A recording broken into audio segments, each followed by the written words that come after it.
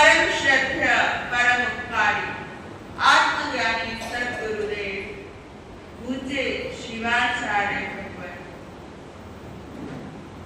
परम श्रद्धा परम उपकारी परम ज्ञानी पूज्य गुरुदेव श्री चरण, परम उपकारी पूज्य गुरुदेव जी महाराज के चरणों में भाववंदन नमन। आप सभी भव्य आत्माओं की भव्यता को मेरा प्रणाम स्वीकार। गुरु कृपा से जो कुछ भी सीख पा रहे हूं उसे कुछ देर आपके समक्ष रखने का प्रयास करें। धर्म प्रेमी बंधु, माताओं एवं बहनों, पर्युषण महापर्व एक आध्यात्मिक पर्व है। पर्युषण महापर्व हमारी आत्मा का पर्व है। हमारी आत्मा के साथ लगे हुए मैल को धोने का पर्व है। वो मैल बाजार में नहीं मिलती। वो मैल का जो साबुन है वो बाजार में नहीं मिलता। उस मैल को साफ करने का साबुन हमारी आत्मा के पास है। तुम स्वयं की आलोचना करते इन दिनों के अंदर और बाकी के दिनों के अंदर तुम पर की आलोचना करते। पर की निंदा में बड़ा रस आता है। दूसरे की आलोचना में बड़ा कानों को सुख कर लगता है। लेकिन ख्याल करो, जरा अपना, तुम्हारी आत्मा तप रही है इस वजह से। संस्कृत में ताप को कहते हैं संताप। तपने को ताप, ताप यानी टेम्परेचर, तापमान जिसे कहा जाता है, इसे संस्कृत में संताप कहा जाता है। और उसी संस्कृत के अमरघोष नामक ग्रंथ में उसी संताप शब्द को तनाव भी कहा जाता है। जब आपकी आत्मा तपती है तब वो तनाव में होती है, तनी तनी सी होती है। और जब तनाव में होती है तब भटकाव आता है। और जब भटकाव आता है तो आप इसी 84 के चक्कर में अटकाव भी आ जाता है। तनाव आएगा तो भटकाव आएगा, भटकाव आएगा तो अटकाव आएगा। और तुमने ये जो मार्ग चुरा, तुम्हें तुम्हारे कर्मों के फलस्वरूप तुम्हें मिला है, इस मानव चोले की लाज रखना हमारा स्वयं का कर्तव्य होता है। हमारी पहली ड्यूटी यही है। हमें ऑन ड्यूटी रहना चाहिए। 8 दिनों में तो रहना ही चाहिए, 8 दिनों के अलावा भी रहना चाहिए। स्वयं की आलोचना सुबह और शाम इन दिनों कर सकते हैं। अपनी आत्मा के साथ रहने का अवसर है। अपनी आत्मा के साथ बातचीत करने का अवसर है। 8 दिनों के अंदर संवाद, विवाद ये कम करने का अवसर है। कई व्यक्ति तो ऐसे भी देखे 8 दिन के लिए पूर्ण रूप से मौन ले लेते हैं। ना किसी की आलोचना होगी, ना ही किसी प्रकार का रस आएगा। आप भी कर सकते हैं। दिन में नहीं मौन हो सकता, शाम के बाद मौन हो सकता है। शाम के बाद मौन ना हो सके तो दिन के 12 बजे तक मौन हो सकता है। वो मौन आर्य मौन होना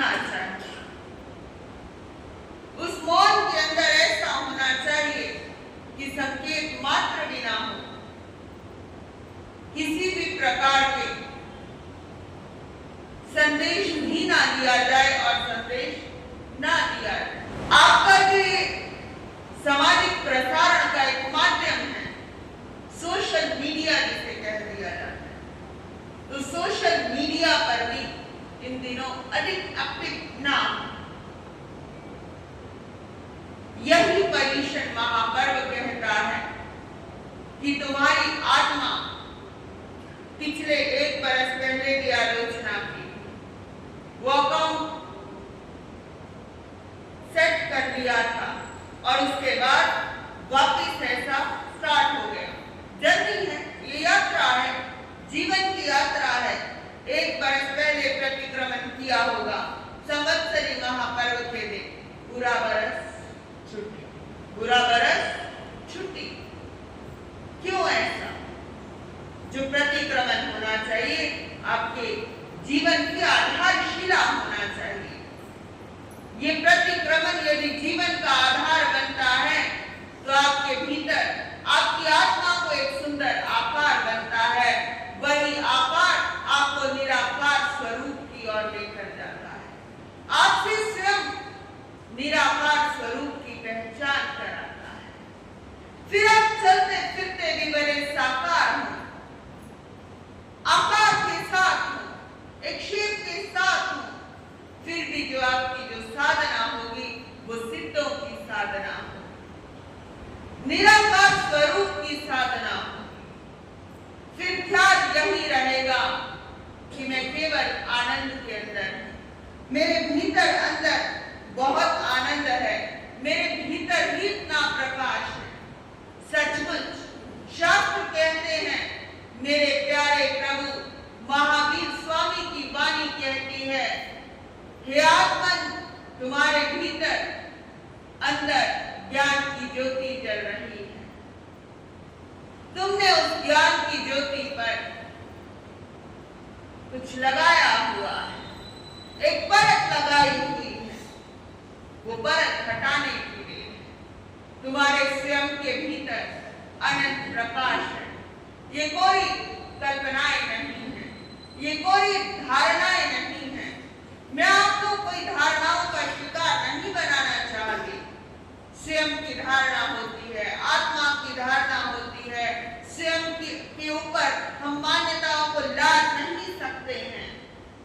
अलग अलग परंपराओं की अलग अलग मान्यताएं हैं, लेकिन समय आने के बाद आत्मा उन मान्यताओं को भी नहीं स्वीकार करती।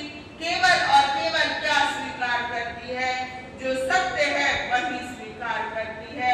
सत्य केवल हमारी चेतना है, सत्य केवल हमारा स्वयं का स्वरूप है। हमारा स्वयं का स्वरूप अनूप है। ना देह हमारी है, हमारी यात्रा विदेह की यात्रा है। इस देह से परे भी तुम्हारी एक हस्ती है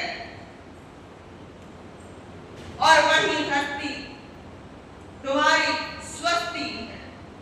स्वस्ति से हमारा तात्पर्य है तुम्हारे लिए कल्याणकारी है। तुम सोचो कि तुम्हारा ये शरीर तुम्हारे काम आएगा, तुम्हारे काम नहीं आने वाला। एक सिर में दर्द हुआ, दवा ली, न जाने कितनी और रोग शरीर के अंदर उस दवा खाने से पैदा हो गए। तो तुम्हारा पुण्य भी कई बार ऐसा होता है, तुम्हारे पापों को ढक लेता है, तुम्हारे ऐबों को ढक लेता है। सच कहूं एक बात है, अमीरों के तो ऐब भी ढके जाते हैं, गरीबों के पास ऐब ढकने के लिए कुछ कपड़ा भी नहीं होता। अमीरी ऐसी चीज है जो एक व्यक्ति के ऐब ढक लेती है, लेकिन स्वयं की आत्मा को तो पता है कि तुम कितने पानी में हो, तुम पानी के ऊपर हो या नीचे हो या हवा में हो। कितने व्यक्ति अभी कुछ दिनों पूर्व कोई महिला कहती, मैं सट्टे में 50 लाख हार गई। मुझे बड़ा ताज्जुब हुआ, सट्टे में 50 लाख हार गई। बड़ा ताज्जुब हुआ कि महिला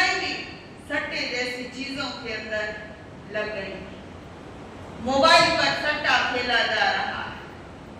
मोबाइल पर गेमों के द्वारा भी स्वयं की आत्मा का शोषण किया जा रहा है, दौड़ ले जाया जा रहा है। एक डॉक्यूमेंट्री की मैंने स्क्रिप्ट लिखी थी, उसका टाइटल था बर्बादी की घूंट। वो किताब शराब पर थी।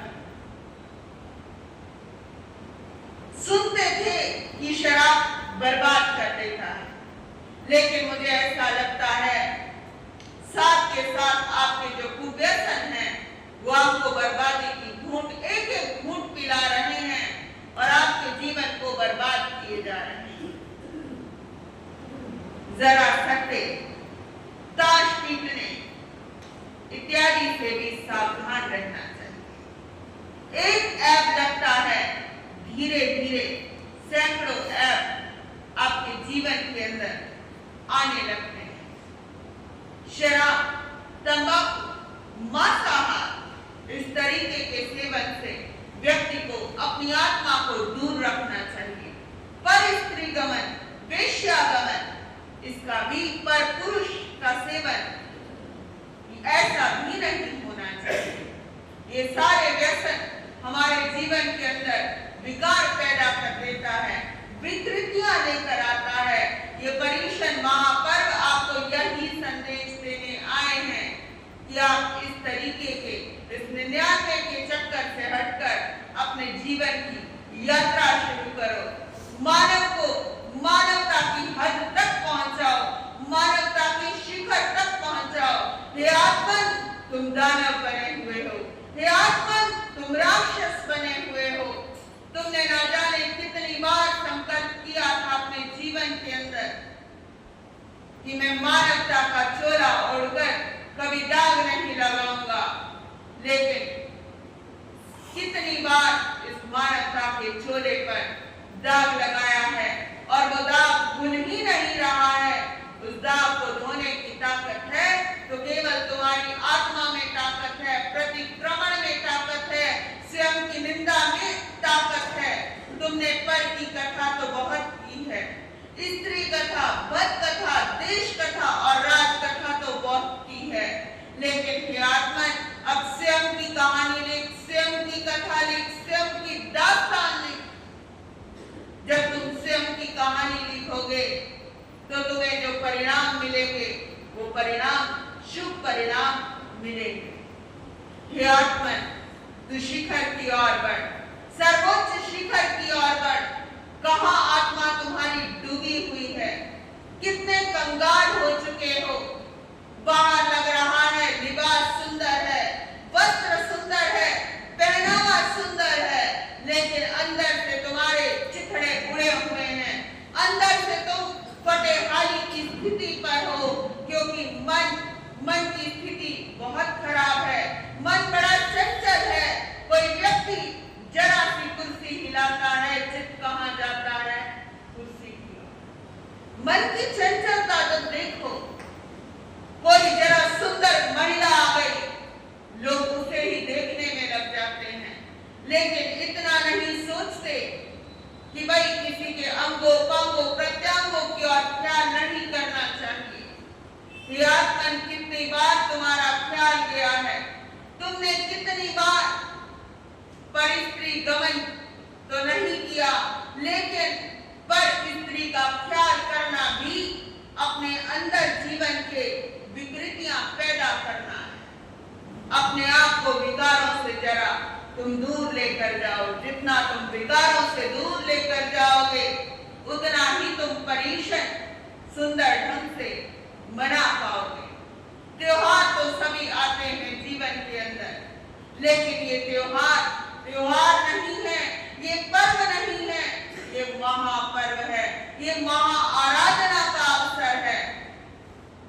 आप कोई कुछ भी करा लो, कुछ भी करा लो, लेकिन जो पर्युषण है तुम्हारी आत्मा के अंदर निवास करते हैं।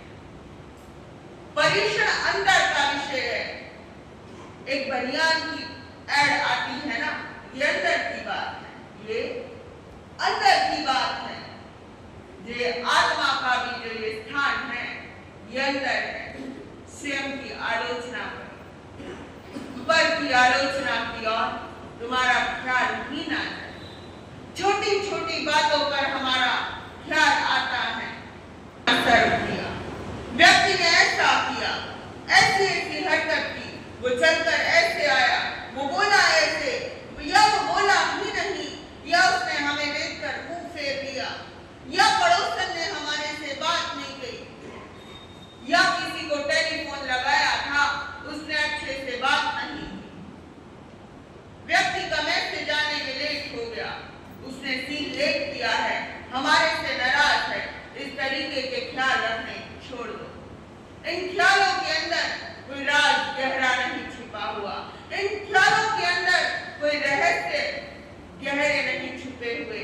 रहस्य गहरे छुपे हुए हैं तुम्हारे स्वयं के अंदर। तुम अपने अंदर सीसीटीवी कैमरा तो लगा कर दे, कहां कहां तुम गलत हो, वहां एक डायरी लगाओ, उस डायरी के अंदर लिखो, यही पर्युषण महापर्व का संदेश तुम्हें कहने के लिए आया है। तेरी वीणा की मुझे तार अगर मिल जाए, तेरी वीणा की मुझे तार अगर मिल जाए, और फिर तार झनकार अगर मिल जाए, और फिर तार झनकार अगर मिल जाए। माज नवाणी का साथ है तो समंदर भी पार कर लूंगी, माज नवाणी का साथ है तो समंदर भी पार कर लूंगी, तेरे आशीष की पतवार अगर मिल जाए, तेरे आशीष की पतवार अगर मिल जाए, तेरे आशीष की पतवार अगर मिल जाए। पावन पंच परमेष्ठी नित्य रमाऊं शीश, ज्ञान ज्योति जागे सदा ऐसा दो आशीष, ज्ञान ज्योति जागे सदा ऐसा दो आशीष। सभी अपने सिर ढकने का यथासंभव प्रयास करें।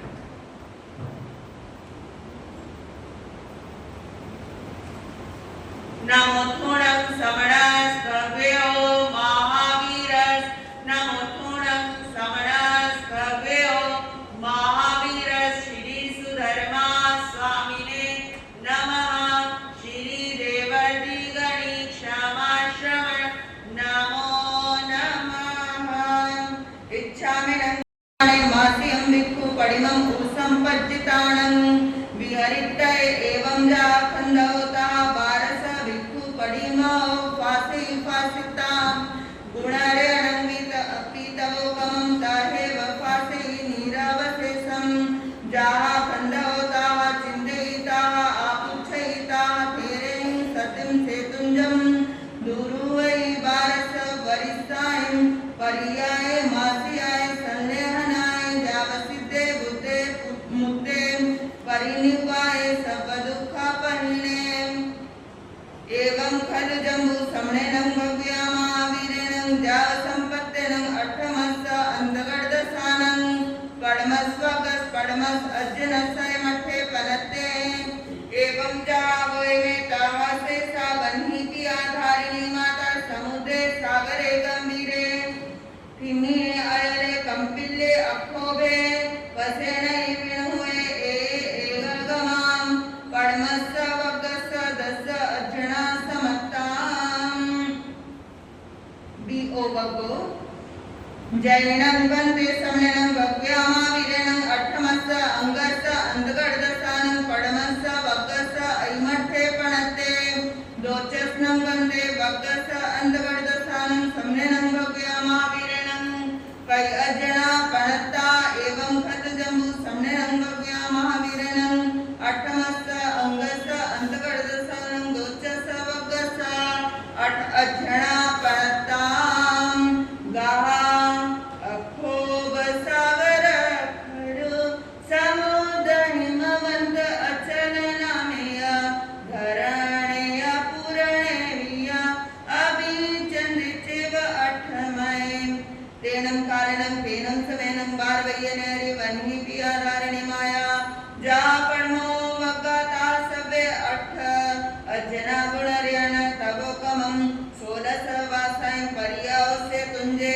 मासियाय संदेहाय सिद्धिम एवं खल जम्बो समनिनं जा संपत्तेनं अठम संगस उच्छस्वगस ऐमठे पणते वियो वगो समत्तो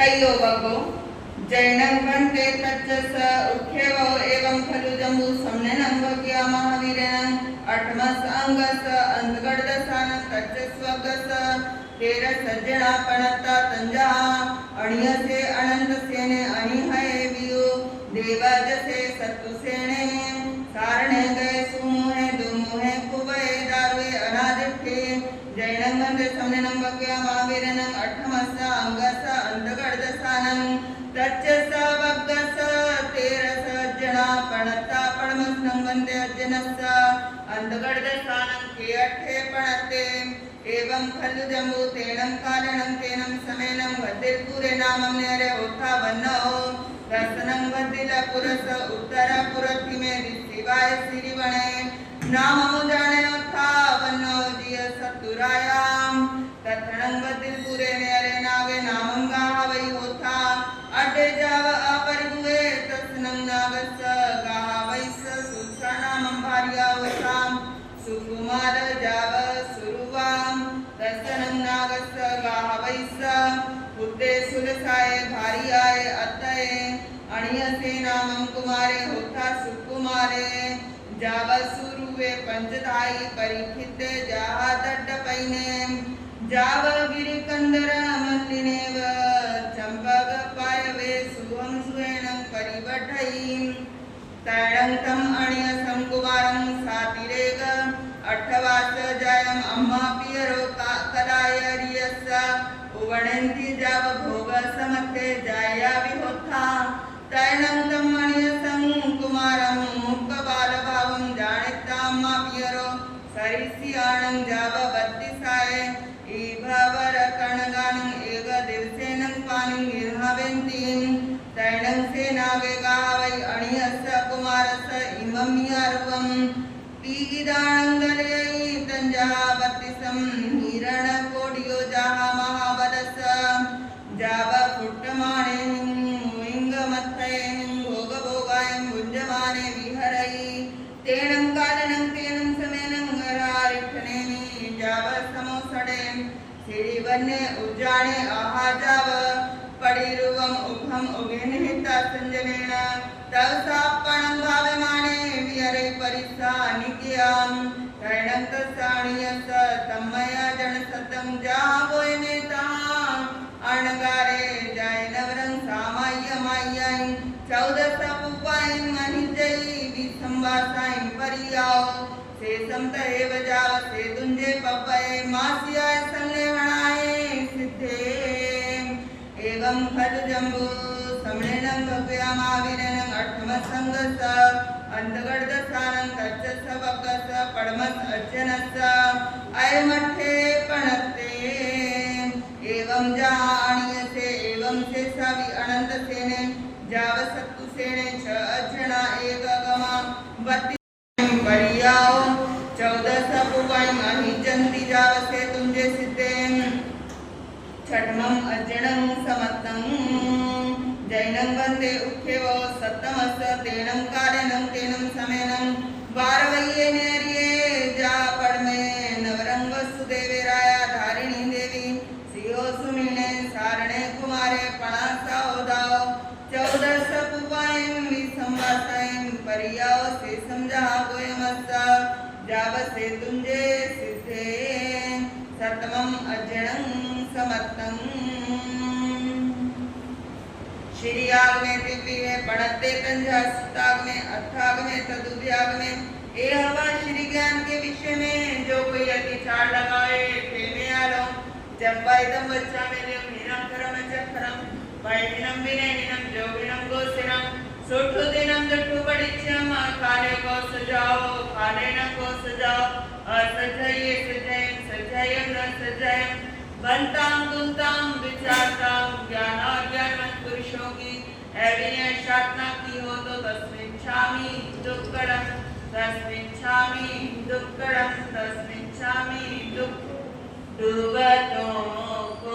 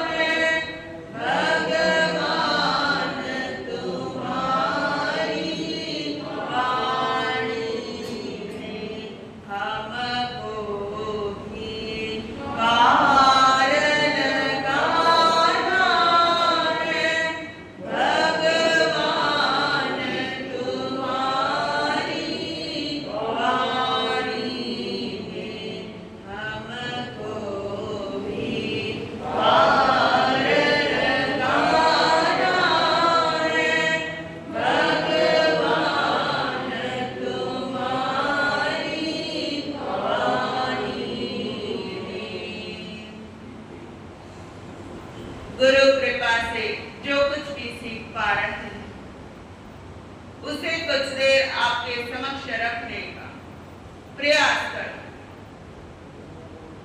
धर्म प्रेमी बंधु, माताओं एवं बहनों, पर्युषण महापर्व का दूसरा मंगलमय दिवस है। पर्युषण का महत्व तो कुछ बिरले लोग ही समझ पाते हैं। यह उन ऊंचाइयों की ओर संकेत करता है जिस पर कभी वीतराग भगवान के चरण पड़े, और आज दूसरा चरण तुम्हारा पड़ा है।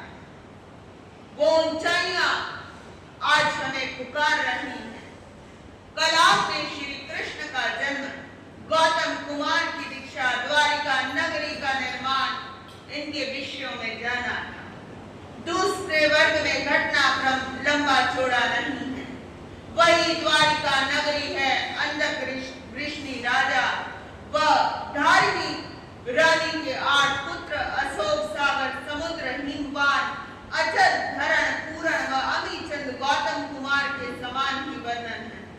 आज हम प्रमुख पात्र की ओर चलते हैं। द्वारिका नगरी से निकलकर भद्रपुर नगरी में चलते हैं, जहाँ शत्रु राजा राज्य करते हैं। वहाँ नाग नामक गाथापति व उनकी पत्नी सुलसा रहते हैं। कल आपने सुना कंस ने देवकी के 6 पुत्रों को मार दिया, लेकिन ऐसा नहीं है। सुलसा के मरे बच्चे पैदा होंगे, ऐसा एक ज्योतिषी ने बताया। उसने हरिणक वेशी देव की आराधना की। उस देव ने देवकी के पुत्र तो यहाँ पहुंचा दिए और सुलसा के मृत बच्चे वहां पहुंचा दिए। किसी को पता ना था कि ये किसके बच्चे हैं। सुलसा ने देव की आराधना करके 6 पुत्रों को प्राप्त किया और 6 पुत्र उसके आंगन में खेलने लगे। कहूं मैं कहानी तेरी, कहूं मैं कहानी तेरी, बड़ी बेमिसाल है। मासूल सा, मासूल सा, मासूल सा, मासूल सा। बच्चों को बताया था मृत बच्चे पैदा होंगे, ऐसा तुमको दिखाया था। डगमगाई ना, डगमगाई ना, डगमगाई ना, डगमगाई ना। मासूल सा, मासूल सा। गगेशी देव की जा तूने पूजा रचाई थी, करके खुश उस देव को जो कुछ आस लगाई थी। धन्य माता, धन्य माता, धन्य माता, धन्य माता। ये देव की नंदन जो तेरी गोद में आए, उस देव की लीला थी बच्चे जो बदलाए। ये दास्तां ममता भरी, ये दास्तां ममता भरी। मासूल सा, मासूल सा। हंसते खेलते 6 बच्चे बड़े हो गए। बहुत सुंदर हैं बच्चे, एक जैसा रंग है, रूप, कद, काठी, चलना गजब का है। कोई बता नहीं सकता कौन बड़ा और कौन छोटा है। बड़े हुए, शादी हो गई, भगवान अरिष्टनेमी का पधारना हुआ, वाणी सुनी और वैराग्य हो गया, दीक्षा प्राप्त की। एक दिन घूमते घूमते द्वारिका नगरी में पहुंच जाते हैं। ये किस्सा इतिहास बना, हर एक ने मानी है। ये किस्सा इतिहास बना, हर एक ने मानी है। दिया फूंक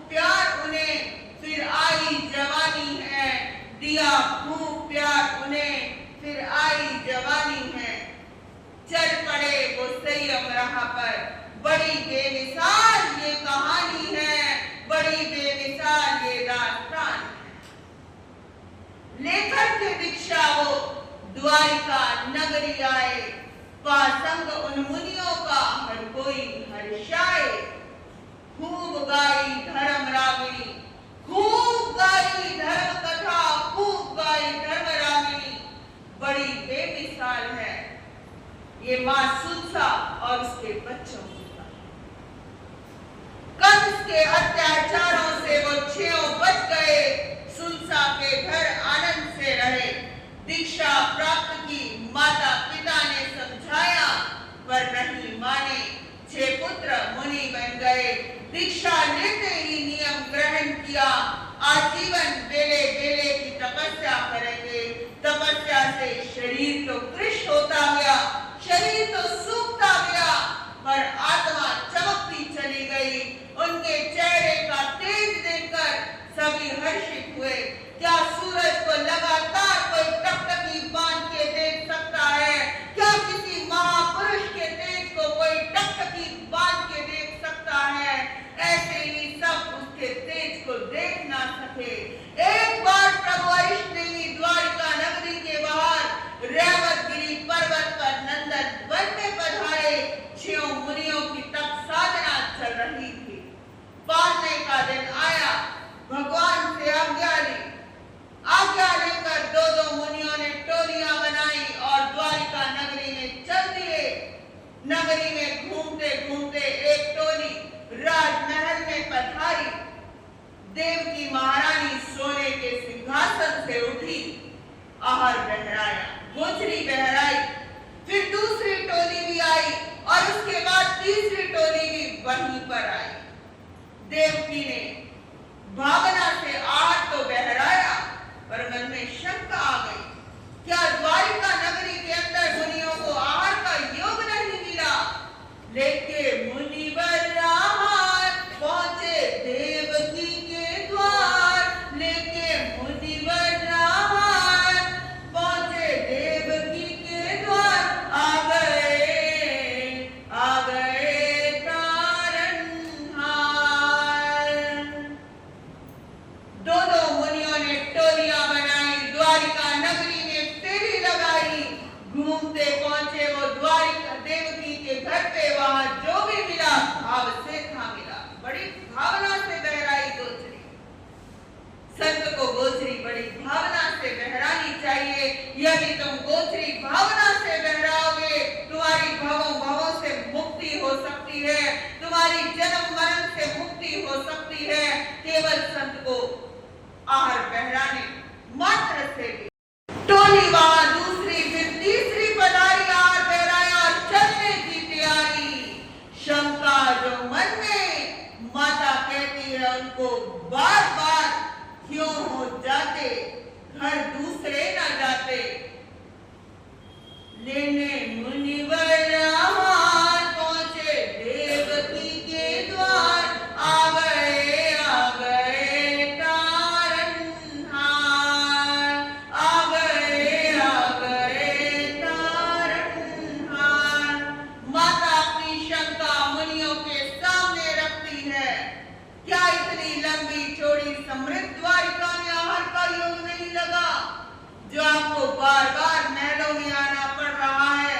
मुनियों ने सुना, माता हम 6 भाई एक जैसे हैं, हम वो नहीं जो पहले आए थे।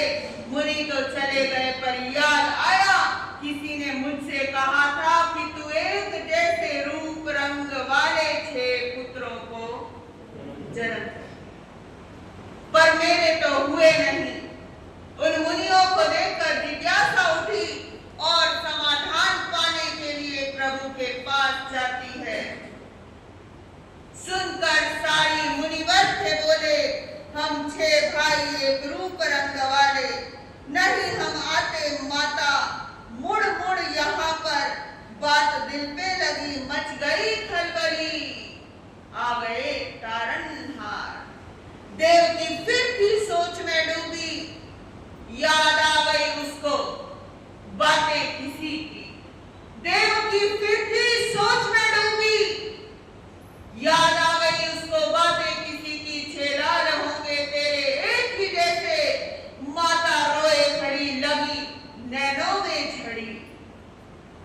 लेने मुनिवर आहार, पहुंचे देवकी के द्वार। लेने मुनिवर आहार, पहुंचे देवकी के द्वार। आ गए तारनहार। बातें उस मुनिवर की गलत ना हो सकती, मरे कैसे पैदा हुए समझ ना हो सकती, सोच में रोती रहती रात और दिन वो, किस दर पे मैं जाऊं समाधान ले आऊं। प्रभु के पास पहुंचकर सारी बातें उनके सामने खोल कर रख दी। प्रभु तो सर्वज्ञ थे, तीन लोक के सब कुछ जानते थे, प्रत्येक जीव की प्रत्येक पर्याय को जानते थे, पल पल की खबर थी, चींटी से लेकर सिद्धशिला तक के जीव की सारी सच्चाई देवकी को बता दी। ये पुत्र तेरे ही है। माता को खुशी भी हुई और दुख भी हुआ। अरिष्ट ने भी प्रभु के दर पर वो पहुंची, बातें रखी वहां सारी अपने दिल की। प्रभु ने सारी माँ को कथा सुनाई। तेरे लाल है ये, बेमिसाल है ये, तेरे लाल है ये, बेमिसाल है ये। दुख भी था उसको, खुशी भी बहुत थी, मन में विचारों की आहट बहुत थी। सब कुछ होते हुए कुछ ना देख पाई। बोली, प्रभु कुछ करो, मेरी पीड़ा को हरो। बोली, प्रभु कुछ करो, मेरी पीड़ा को हरो। देवकी देवी प्रभु की बातें सुनकर अपने पुत्रों के पास पहुंची।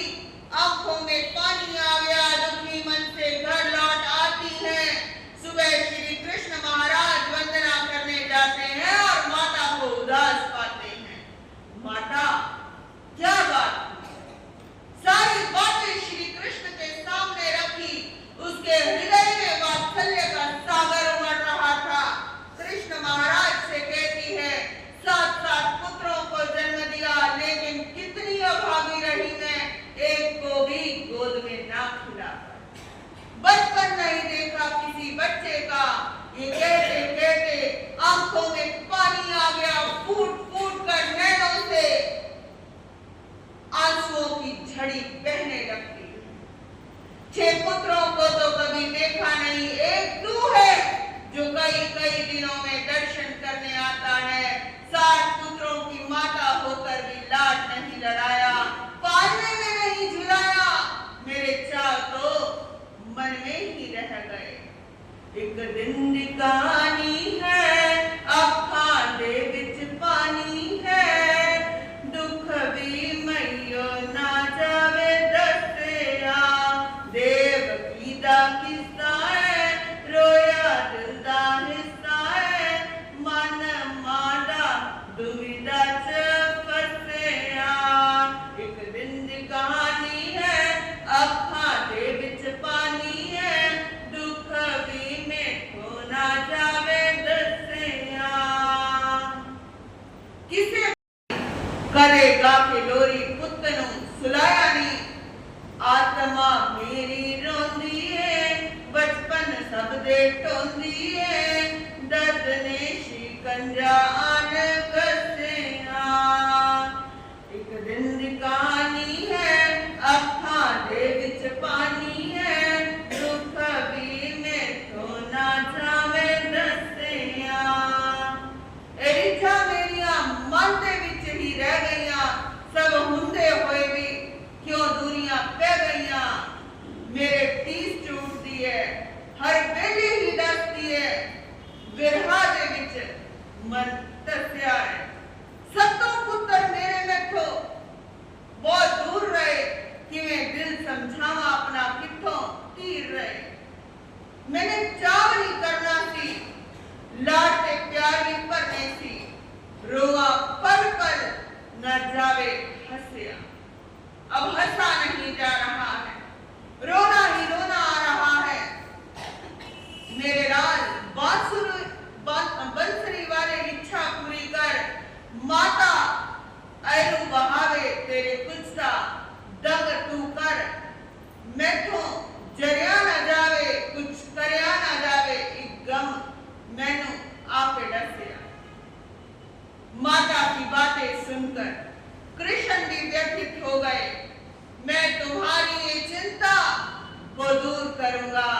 माँ की चिंता को श्री कृष्ण ने ऊपर ले लिया।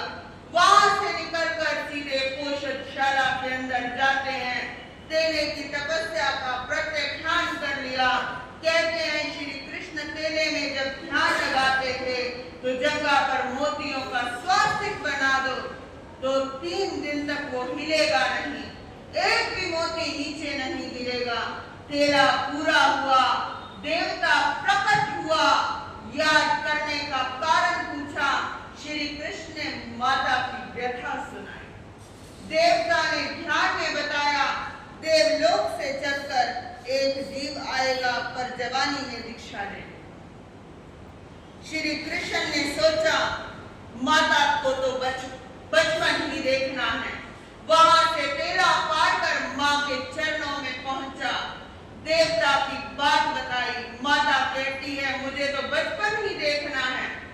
मेरे 6 पुत्रों ने भी दीक्षा ली है, वो भी ले लेगा तो कोई बात नहीं। ये बात सुनकर श्री कृष्ण बहुत खुश हो गए।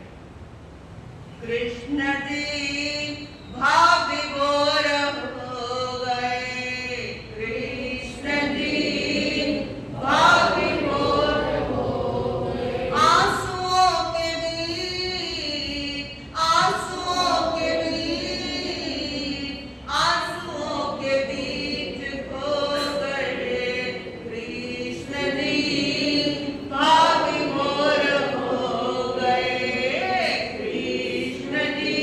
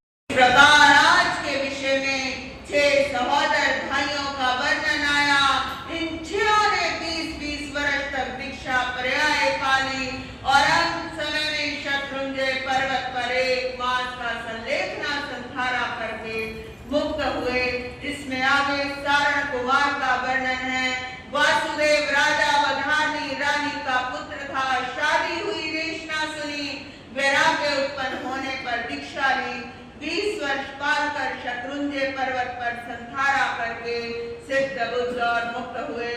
शासन देव से यही प्रार्थना है कि जिन महापुरुषों का चित्रण हम सुन रहे हैं वो हमारे लिए जीवन पर्यंत आदर्श बने रहें।